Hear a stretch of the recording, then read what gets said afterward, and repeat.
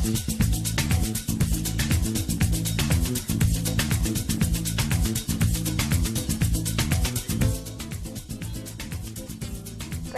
Today we welcome Chris Cavallerano and Joe Roberts to the show. Chris is the founder of Motivo Inc. and a consultant coach and social entrepreneur. He works to optimize both for-profits and nonprofits and is considered a champion of the human spirit. He's valued for his leadership and support of social causes because of his ability to inspire organizations and people to achieve excellence. In 2012, Chris ran the Boston Marathon blindfolded and in record heat to support literacy for blind children. His efforts were featured in Runner's World and the CrossFit Journal and ESPN Boston. Most recently, in partnership with the Reebok Foundation, Chris led the successful launch of a district-wide before-school fitness program, as you may all very well know, be familiar with, BOX. And he's received numerous grants and cultivated strategic partnerships due to his efforts. Chris and his wife, Jenny, are also parents to 3 boys. Joseph P. Roberts, Jr., gotta say that just right, is the managing partner of Roberts Financial, a second-generation financial management organization. And on the playing field in the Wellesley community, in 1991, Joe founded Terrier Sports, a unique, rewarding, multi-year sports program for youth development that provided fun and enjoyable environments for kids to relax and enjoy a balance of unstructured play and team sports. Joe has also been an integral part of the Wellesley Little League Baseball organization as coach, member of the board of directors, and president. And in 2007, he completed a multi-year effort to plan, fund, build, and light Wellesley's Little League Reedy Field. Later that year, the Wellesley Townsman newspaper named Joe to the Townsman 10, I believe, honoring his years of contributions to the town and having enriched the lives of generations of kids while observing the emerging needs of the youth community as a parent of 3 public school students and sports participants. So Joe was inspired to create community investors to further serve the community and ultimately others. That is quite a resume for both of you. Welcome to the show. Thank you. We're so happy to have you on today. Tell us about community investors. Well, you know, I think community investors is really all about creating positive, impactful experiences to kids, middle school kids in particular. We call them pies, and it's really all about getting kids active after school, having fun, playing ball, connecting with one another, face to face rather than through their electronic devices. Building a sense of school community, and again, going back, I think having fun being a real key. And we both have had kids in the middle school, and it's a great school. The Wellesley Public Schools do an amazing job in many different ways. But we both saw a need for more at the middle school, specifically after school. And with our backgrounds, we got to talking and said, let's try to do something, and that's where it all started, really. So, what's the aim of community investors? What's the mission? I think what we're really trying to do in the near term is to help the schools and help our community build social emotional resiliency. It's now kind of a hot word in academia in terms of a lot of the qualities that we just took for granted growing up, that we were able to develop through the sandlot or through neighborhoods, no longer happen. So what we're trying to do is to create that sandlot and build a place for kids to play and relax and find joy and find each other, frankly, and hopefully build kind of these micro lessons that will ultimately help them be successful when they're in high school and beyond. That's a big struggle right now in terms of nationally.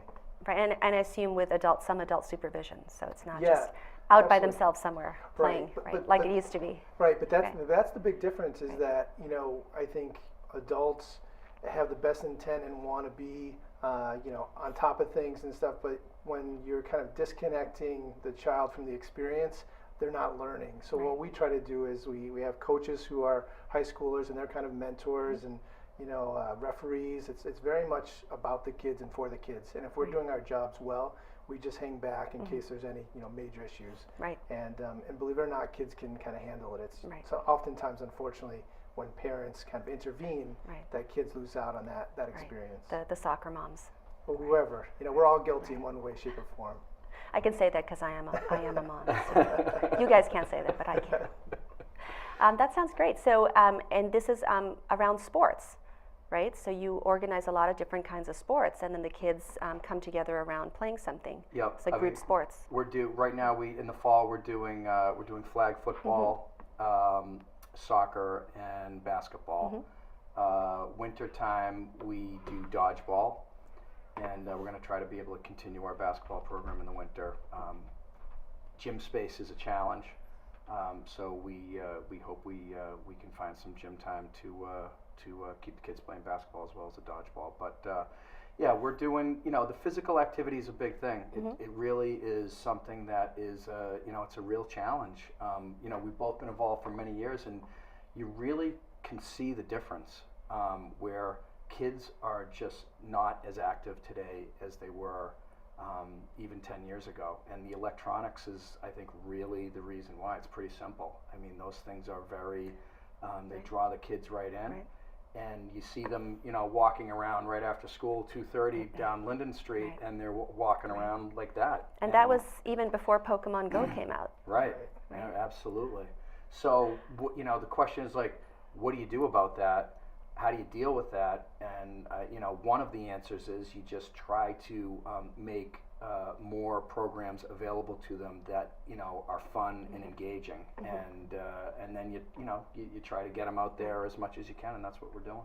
And where would I go if I wanted to sign up for flag football? We have a website, communityinvestors.net.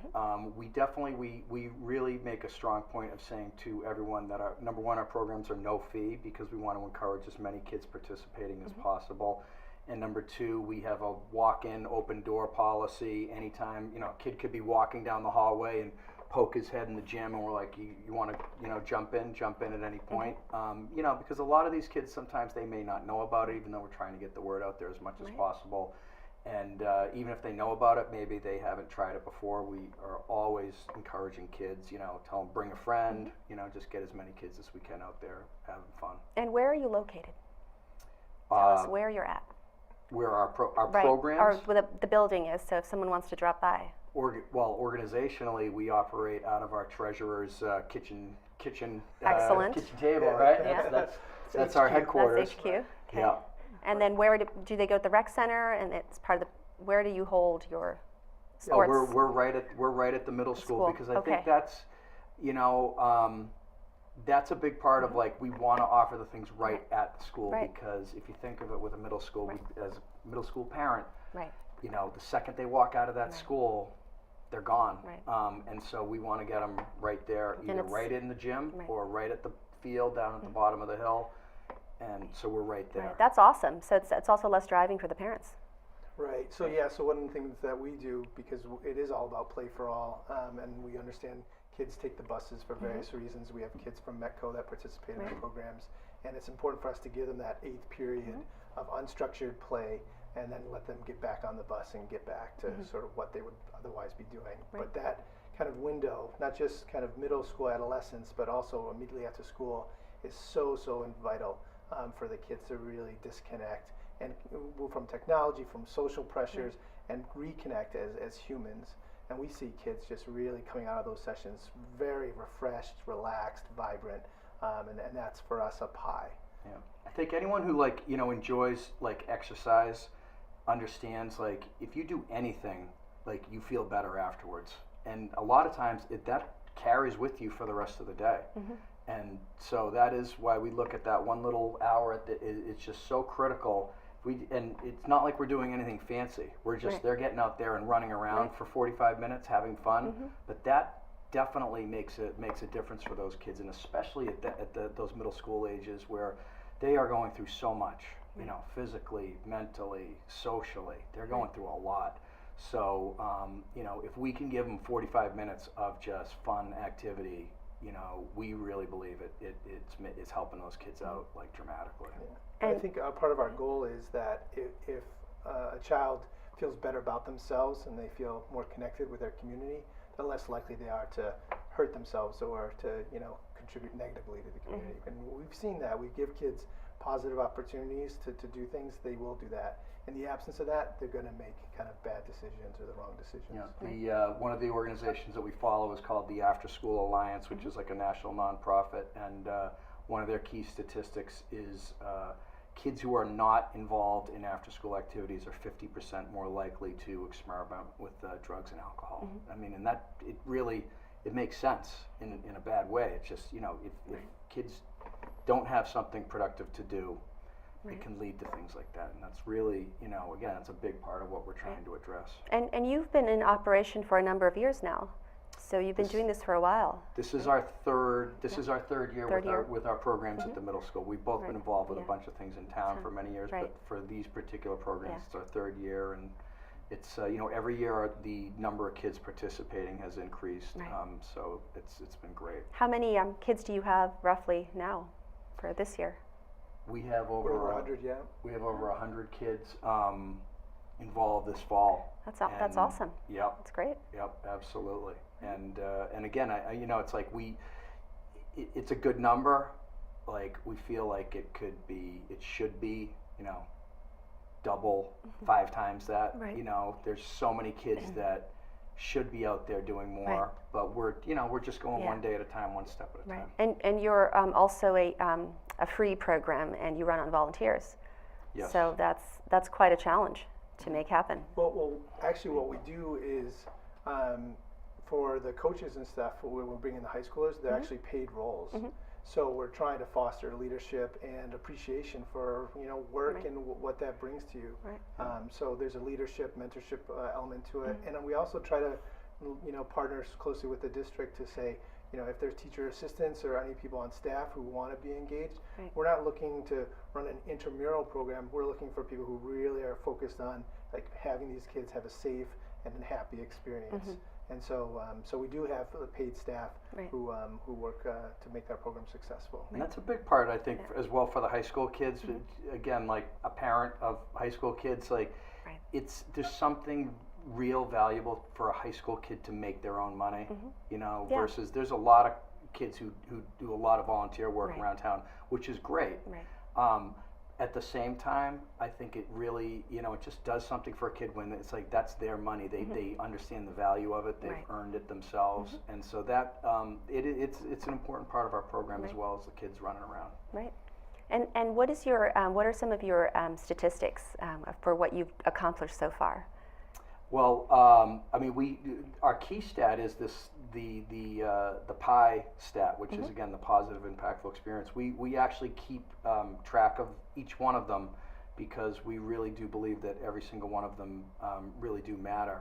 And so over 3 years, I think we've 1,200 pies. We're at 1,200 pies, and growing. You know, every day that we're out there. We survey our participants every season as well because it's really important. We want to, you know, get the feedback from the kids and the parents, like, are they enjoying the program?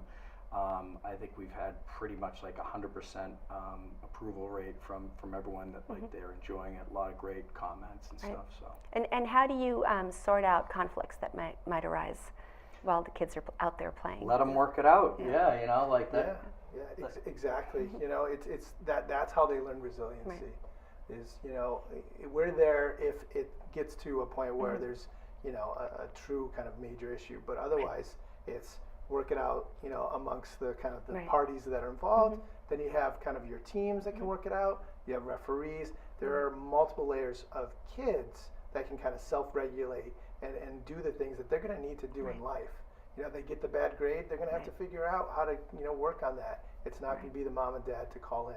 It's not kind of our job, at least as we see it, to jump in and intervene as the supervisor. And the kids just do incredibly well with that because they're there because they want to be there, and they generally enjoy being with each other. And we teach them lessons like, you know, you win some, you lose some. Joe's got a great kind of tradition where after every game, whatever the score, you line it up and shake it up. Unfortunately, you know, you don't see that happening as much anymore in professional sports or youth sports generally. So we're really trying to teach these values to kids that unfortunately aren't getting them as much anymore. We definitely do some things differently as well in terms of like how we manage the games. One in particular is, you know, we're always we keep score in the games because if you don't keep score, the kids just kind of lose interest. So we keep score, but we follow a method we call scoreboard-based officiating, which basically means we try to keep the games close. You know, so if a team is up by, you know, some points and there's a close call, and we tell the kids this in advance, if there's a close call, our refs are going to give the call to the team that's behind. Like that's, you know, that's how they're going to do it. And the reason is because, you know, close games are more fun than one team winning by a bunch of points. It's just, it's no fun.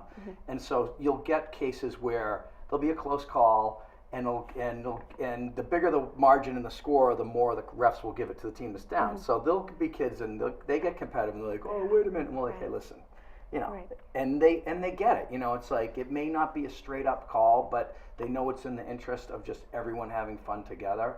And kids, when you let them, you know, they handle that a lot better than I think people think they would, because they do understand. Like, you know, we're all just out here. You know, it's after school. We're just playing flag football. We're just out here to have fun. It really, you know, and kids are great that way.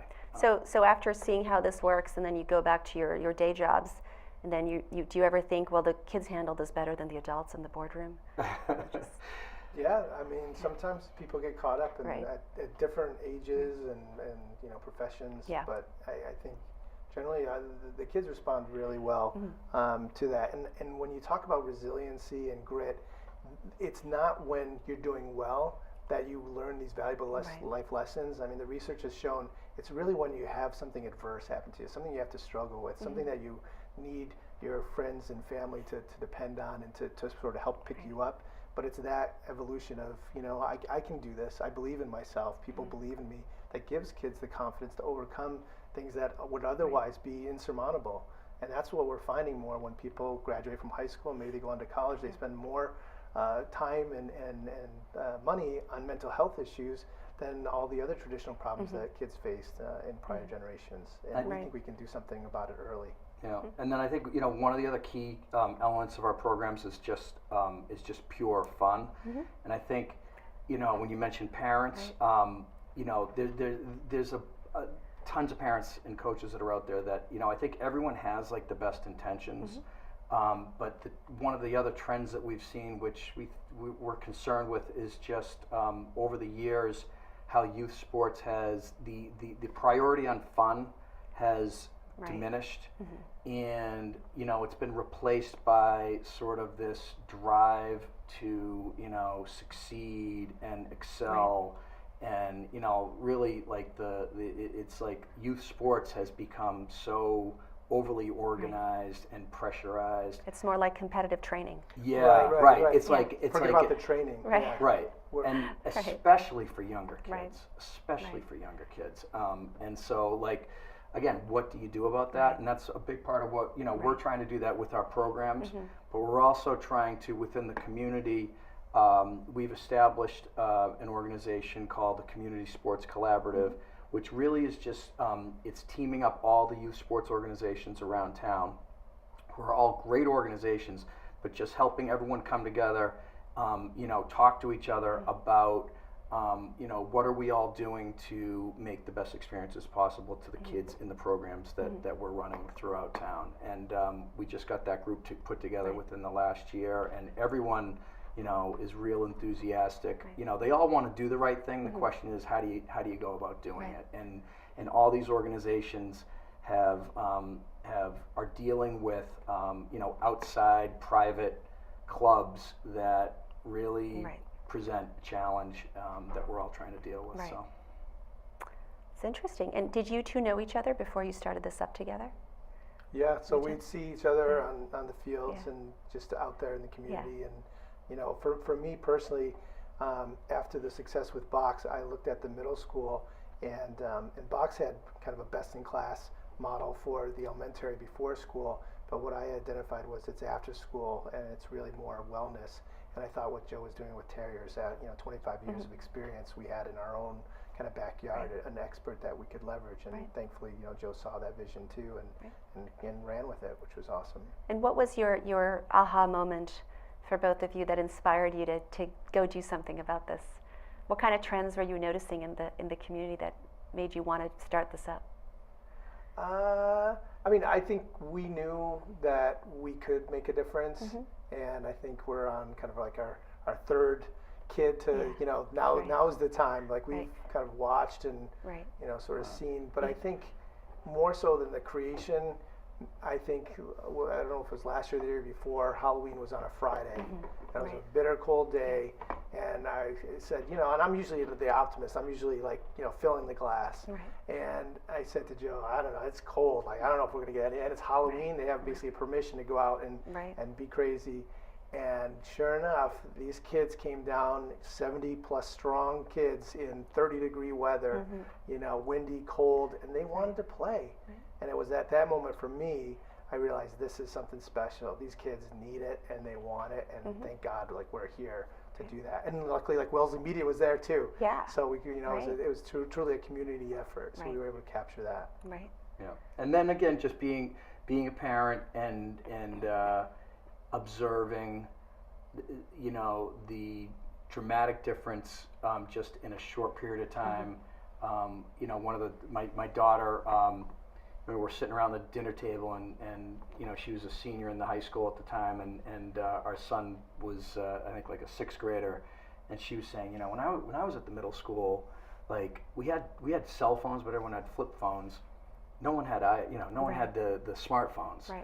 And just within a 5-year period of time, the difference that has made in terms of you know what you can do on one of those phones versus just like a flip phone, and how that's had an effect on the kids, and you really see it. And so, like, having the experience that we had, we're like, you know what, we can do something. You know, what do you do about it? And then, you know, it's like we can actually do something about this. So, you know, sometimes you just gotta go do it. So by the time you get to your third child, you both feel like you're sort of veteran parents. You've got things figured out. Better. You're learning every day, as you know. Awesome. Right? Sounds great. So this is great. So tell me the ratio of girls versus boys. Well, the girls, I mean, we've had some girls, but not nearly enough, and we are really trying to get more girls out there. It's a challenge. I mean, I'd say we have right now soccer. I'm going to say we probably have 20% of our participants are girls, which is great. It's all of our activities are co-ed, so they're out there playing with the boys. Flag football, we have a handful of girls. Basketball, we don't understand why we don't have any girls playing, but we're, you know, I think if you know, the reality is if we had a second day, if we had a gym and said girls basketball on Thursday, boys on Friday, I think we'd have some girls. It's, you know, the gym space is a challenge, and so you know, we're just doing the best that we can. And we do make a conscious effort to try to identify sports that are non-traditional. So no one has an aspiration to be a professional dodgeball player, volleyball, you know, flag football. Those are all opportunities for kids to just mix it up and really, you know.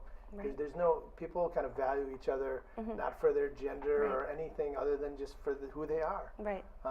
But that's a big thing that we want to do is to sort of say, you know what, it's okay to like get dirty. You know, I don't know, and like playing sports doesn't mean you're losing out on academics. You want to be balanced. So it's really trying to create those opportunities, educate parents and families that, you know what, letting your kid kind of let off some stress and be amongst their friends is probably a good investment. And how do you both feel about the anxiety levels that all the parents are talking about now in our community? I think they're on the rise. Highly concerned. In the last 10 years? Highly concerned. I mean, we absolutely, I mean, that is really what motivates us because it is like significant.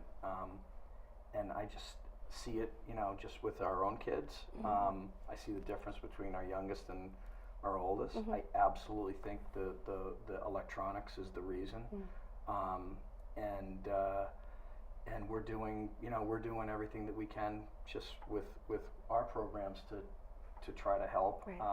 But it's a major challenge. Yeah, and I think, you know, since the 1950s, you've just seen kind of this increase in anxiety and stress, depression, suicide for adolescents. We're talking grades 6 to 12, the leading cause of death, other than an unexpected death, Right. is suicide, right? That's more than heart disease, cancer, you name it, Right. all those combined. It's kids who basically say, I can't handle life and I don't want to be here. And that's for us, like Right. one kid thinking about harming themselves, one kid hurting themselves in that dramatic way is enough for us to say, we need to rally here.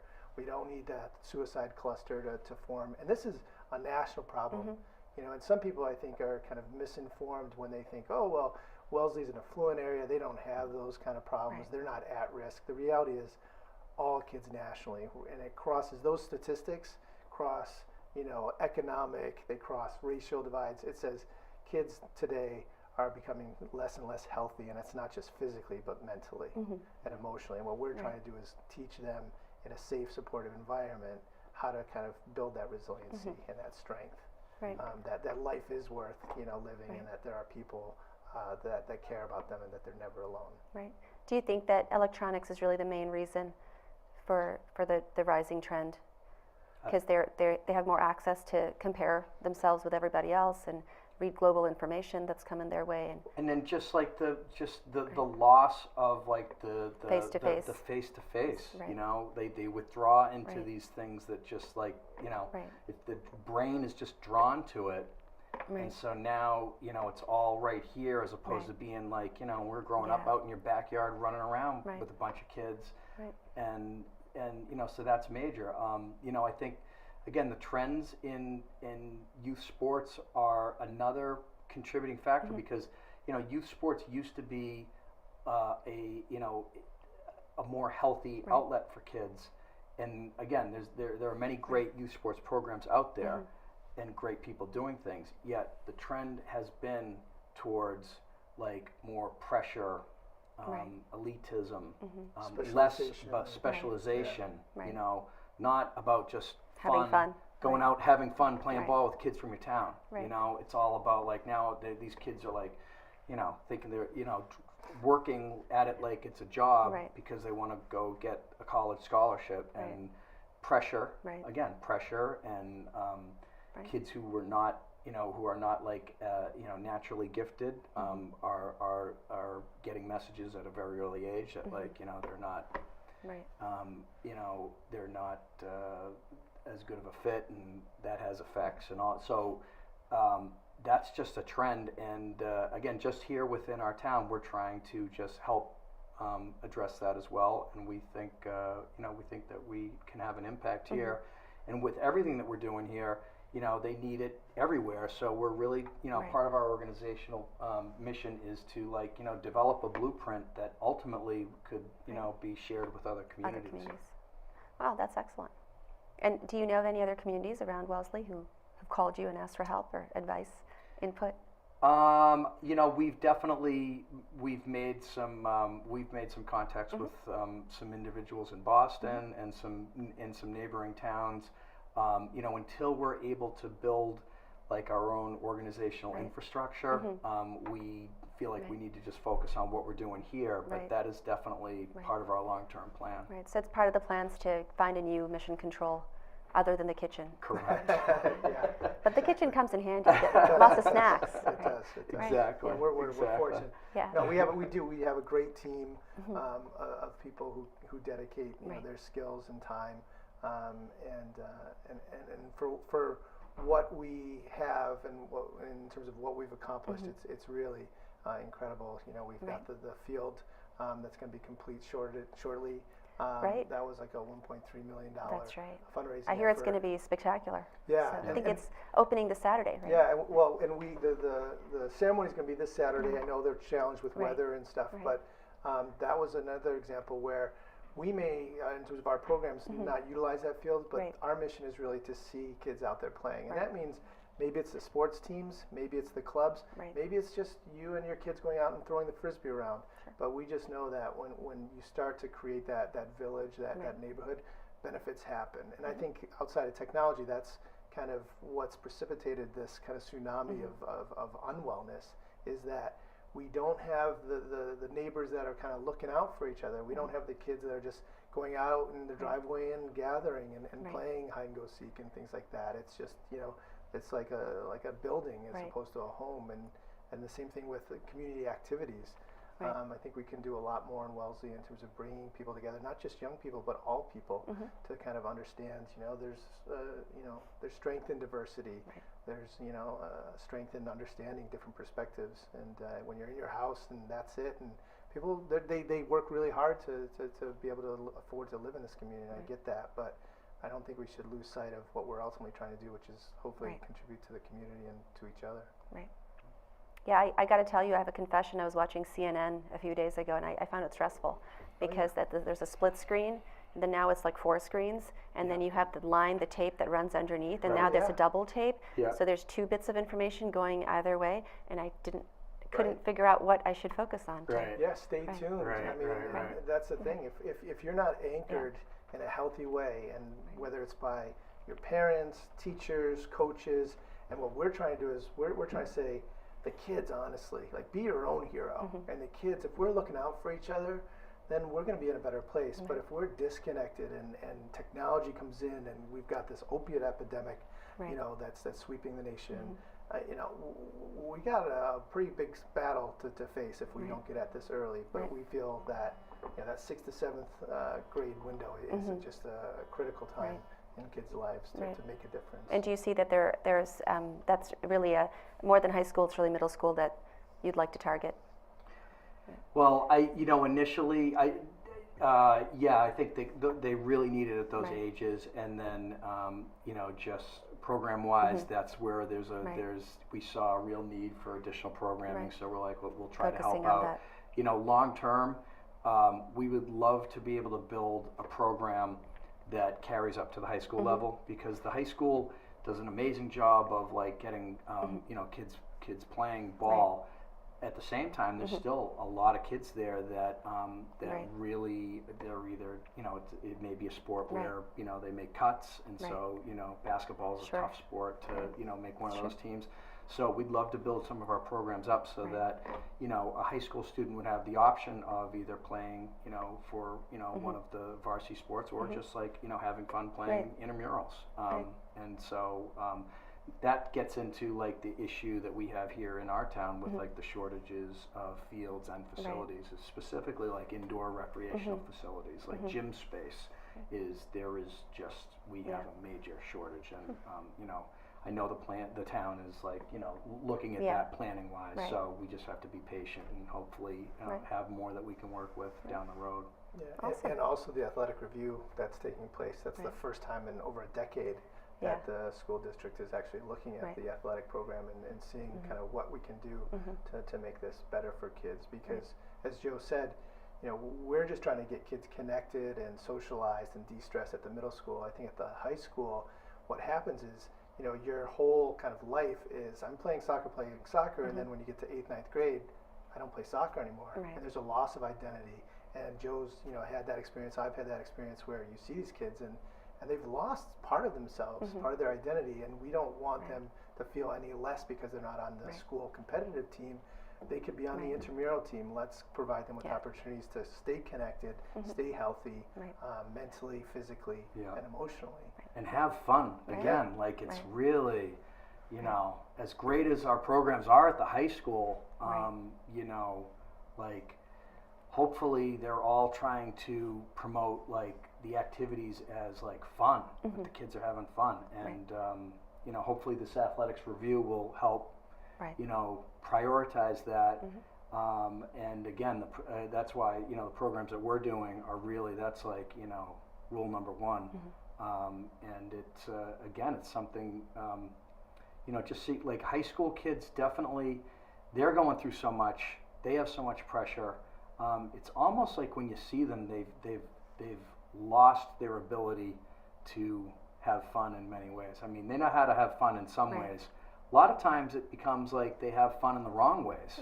And so, that's again what long term we'd love to be able to bring more programs to the high school and get more kids out like having fun. Right. That's a great mission statement. To pursue fun. You're right. Yeah. Nothing wrong with that. Yeah, it's the power of play. Yeah, That's right. That's great. Because unfortunately, everything's accelerated, right? So high school is college, middle school is high school. You're lucky to have a childhood somewhere in between. We want to kind of slow that down, take a breath, have some fun. Right. You can learn valuable lessons, and they're going to come back to you at some shape or form. But rather, you experience them in a setting that's supportive and capable of handling it, than to kind of talk about drug use in 12th grade. So I think frequent conversations, experiences add a lot of value to the community, not just that individual kid, but to the families and to the larger community. Our police department does a ton of outreach work, and everyone. We're really blessed to have the infrastructure that we have in Wellesley. It's just that this is a rising issue that we want to kind of proactively address rather than reactive. That's the dodgeball program in particular. I feel like that's one that it's just people hear the word dodgeball and they all think of like their own childhood where dodgeball was not necessarily always a great activity. And we've really redesigned the game to bring out what I think are some very unique benefits from the activity. I mean, number one, we use foam balls, so they don't use the old red. See, everyone used to play with the red playground so balls. They're so not as painful. Right. We took the pain out of the game, but there's just something very like primal about like getting kids in a gym, throwing a bunch of balls out there, cranking some tunes, and just letting them run around and throw balls at each other. They absolutely love it. And it's just like an absolute physical and mental release for them. They come out of there 45 minutes later, they're like soaked. There's very few rules other than just be good to one another. There are no like elite travel dodgeball teams. There are no Yet. There are no yet. Right. Oh, hopefully. Once you make it popular, you never know. But it's just get in there, have fun, throw the ball around. You may get hit in the face, and that's okay because it's fun. Yeah, you kind of and it's all that, and they just like thrive on it. And do you two get out there and join a few games? Absolutely. Yeah. Oh yeah. They love to like chase us down and nail us. And the other thing I wanted to add with dodgeball is the way Joe's redesigned dodgeball for his purposes and for community investors is so special that the Boston University's graduate school, you can get your PhD in coaching. Look to Joe as a leader who's changed the game and changed it for the better. So take a traditional game, and these are the constructs, but can you take it to a level that's even better? And he's done that. And one of the things that I really kind of look to in admiration of what Joe's done is, it's not just boys and girls out there, but kids of different abilities and some kids with special needs. So Joe's got a version of dodgeball called Dr. Dodgeball, where maybe you get hit and you're out, but you're just frozen, and you can be kind of brought back into the game by the doctor, and you don't know who necessarily the doctor is. But there's one boy in particular who is autistic, and he is the best doctor. And all the kids want him, and they see him for who he is. And you see that compassion and that caring that he has this innate ability to do, and he's diving and saving kids and getting them back in the game. And his mom comes back to us and says, if it weren't for dodgeball, he wouldn't have any other sport activity. He has a hard time throwing, hard time catching, but he's like really good at dodging. Going in, and just going and tagging his teammates and getting them back in the game. And it's like it's unbelievable to see that. It really is. Awesome. That's great. That's what a great program you have. Congratulations. Thank you. And growing. So growing. Yes. Yeah. And So one more for time. helping us get the word of out course. there on it. Communityinvestors.net. Correct. Is that right? Yep. That is it. So that's where we'll go to Yes. to find out more about you and sign up. We've got a lot of good stuff. Yeah. Yep. We've Info got highlight videos on there and a bunch of good stuff on there. Excellent. Well, thank you so much, Chris and Thank Joe. you. Thank Appreciate you. it, Rama. And you'll have to come back and tell us about your positive metrics in the next time. Will do. You got it. It's a deal. Thank you. Thank you.